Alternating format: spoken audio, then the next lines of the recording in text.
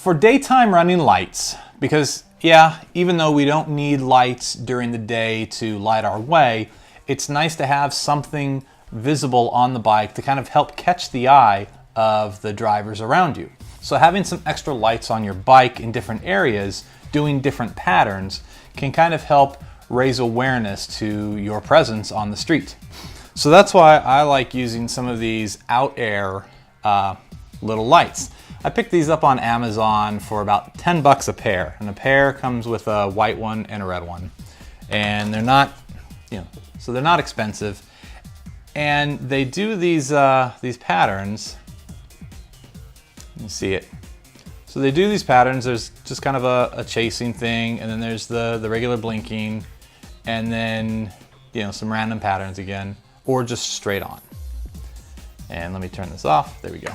And the red, it does the same thing, right? It's red.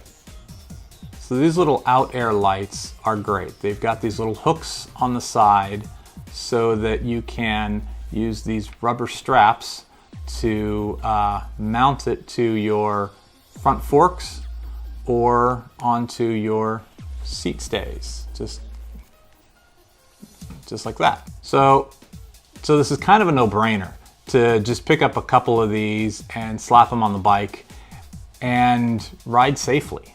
And what's nice is you don't have to worry about batteries because, like everything else, there is your micro USB port that has a little cover on it so that you can stay nice and dry in there. So while these lights aren't bright enough to kind of light my way, they are really good at making sure that the cars can see me from different angles. So if I'm driving down the side of the road and there's a car next to me or approaching, they're not going to just see the tail light, but they're also going to see lights down below, in the front and on the sides, which will really help give awareness to my presence. High visibility is really the way you want to go. It might look a little weird, like you're riding a UFO or something, but you know what?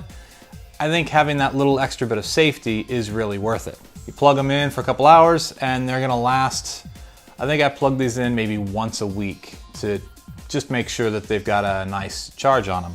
So you can find these on Amazon and the link will be below, and they're only about 10 bucks for a pair. And the pair comes with enough rings to attach them to your bike. You get a couple large ones and a couple small ones, and I really think it's worth the investment. You get to be seen, you get to be safe, and you're really not spending much money. And of course, every bike needs just a regular tail light. And I'll admit, the tail light that I had no problems with. It was working just fine. It had a fairly decent visibility on it.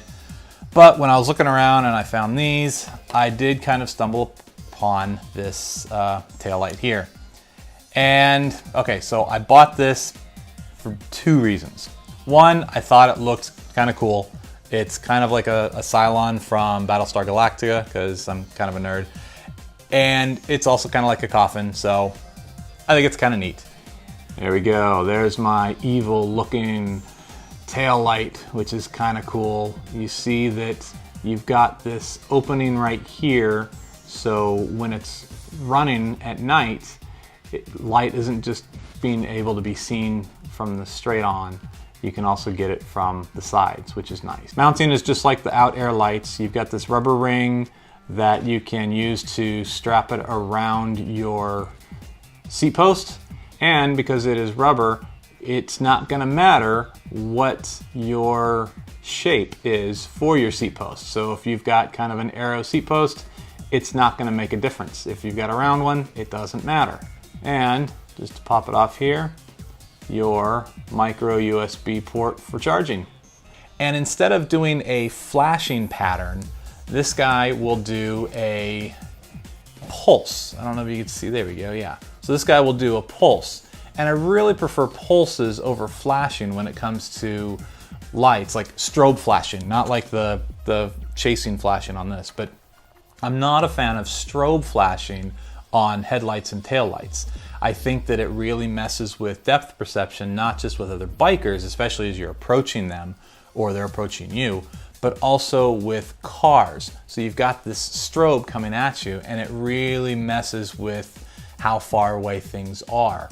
And I don't want to take that chance. Yeah, it's really good at making sure that you are noticed, but I think there's a little bit of a cost and safety there that I just don't really want to deal with. And then I've got my workhorse, my Light in Motion Urban 800. Now this thing I love. I've gone through a bunch of different headlights over the past several years, starting with the really cheap stuff from the department store because I was just getting started and I had no idea what I was doing, and I thought a headlight's a headlight. That's not the case. And then I started to look at some of the really bright lights that you had to have the battery pack on the frame, and those are just heavy and clunky, and after 2 or 3 months the battery isn't charging the light, or it's not turning on, or they were really expensive and they were useless to me. And so I've tried some of these different headlights where they're kind of like flashlights that you mount onto the handlebars, and those are nice. I like those because they're multi-purpose. I can take them off and use them for other things. But when I stumbled upon this Urban 800, I paid a little more. So I paid about 90 bucks on Amazon, of course, down below. But this light has lasted me a couple years and it has been flawless. Much like with the tail light, is that it does a nice pulsing pattern for the daylight viewing, or when it's just getting at dusk to where it's not dark enough to where you need a headlight, but you need to have something to kind of say, hey, here I am world. This was the first time I had a pulsing pattern, and now I don't want to go back. So if you notice the orange here on the sides, there's one on either side. It's not a reflector, but actually light, there we go. It's not a reflector, but light actually comes out of there, which helps light up part of your handlebars. So you're able to look down and actually see not only in front of you, but also look down at your handlebars if there's, for some reason, you need to look down. At first, I didn't think that would be useful, but after the first couple rides and I was in some dark areas, I looked down and I saw my hands, and I don't know, there's just something comforting about being able to see your hands when it's dark outside and you're riding. So I think it's great. I was able to take off the strap that mounts to the handlebars like normal and put this GoPro mount on. I've got a K-edge mount on my handlebars so that I can have my Wahoo element on top, and then I can do a GoPro on the bottom. But when it starts getting dark, I can take the GoPro off, slap this puppy on, and keep going, and I'm good to go. Because it's electronics and it's bike, and this day and age, you have a micro USB charging port. So come home, plug it in with the 8 million cables that we all have sitting around because of electronics these days, and charge it up, and you're good to go. The only kind of downfall to this light is that when you're running it at the full 800 lumens, you're only going to get about an hour and a half of ride time. Now for my commute, which is only about 50-55 minutes, that's not going to be a big deal. I come home, plug it in overnight, and I'm good to go. Or in the morning, get into work, plug it in, and I'm ready to go for my ride home. But when you're going like on the weekends or other evening rides, you're gonna have to knock it down a little bit to get a little longer runtime with it. I don't know, maybe Light in Motion will come out with an upgrade to it to where it lasts a little longer. I don't know. But if your commute is under an hour and a half and you've got some really dark areas that you ride in, I can't recommend this one enough. If you're doing any kind of commuting where there's street lights and you're on some trails, so there's a little bit of illumination, still pick up one of these things and run it at like a medium or a medium high, and you're not gonna have to worry about anything. It's gonna be just great. So there you go.